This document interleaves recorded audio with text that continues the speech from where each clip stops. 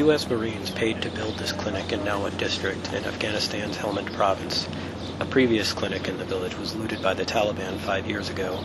3 years ago, it was looted again by the Afghan police. No such fate has fallen on this clinic, but the Marines were still trying to get a handle on just what services are provided for residents. The staff, provided by a non-governmental organization, don't answer to the Marines, nor do they report directly to the local government. The Marines were turned away during an attempt in April to visit the clinic. The staff were apparently concerned that the Marines would try to meddle in their business, which wasn't the intent of their visit. The Marines had more luck when they went back May 7th and met with a doctor who explained the clinic's operations. Though it was just 11 a.m. when the Marines showed up, the doctor said the clinic had since opening that morning already seen and treated 75 patients, an impressive count for a clinic whose medical staff includes 1 doctor, 2 nurses, a lab technician, and a pharmacist. The doctor said that of the 75 patients, 50 were women. The doctor said the clinic has a female midwife on staff, but that she was off the day the Marines visited.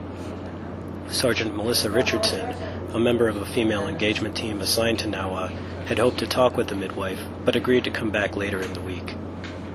We plan to ask the midwife about if she goes to homes to help with deliveries, or if she does most of her deliveries there at the clinic.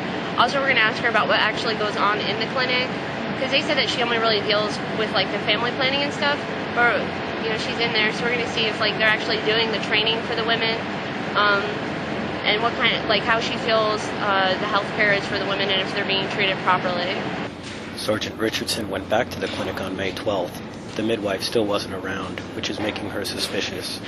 She had some reason to be doubtful. The Marines and a British district stability team that accompanied them had a copy of the clinic's staffing chart, which indicated that it should also have on staff a female cleaner. When asked where she was, the doctor laughed.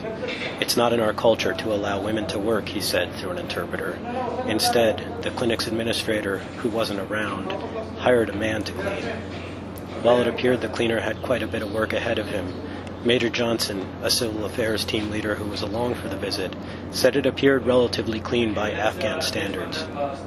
But, he added, he'd have to visit more clinics around the district and talk with more residents before he could judge whether it was up to the standards residents expect.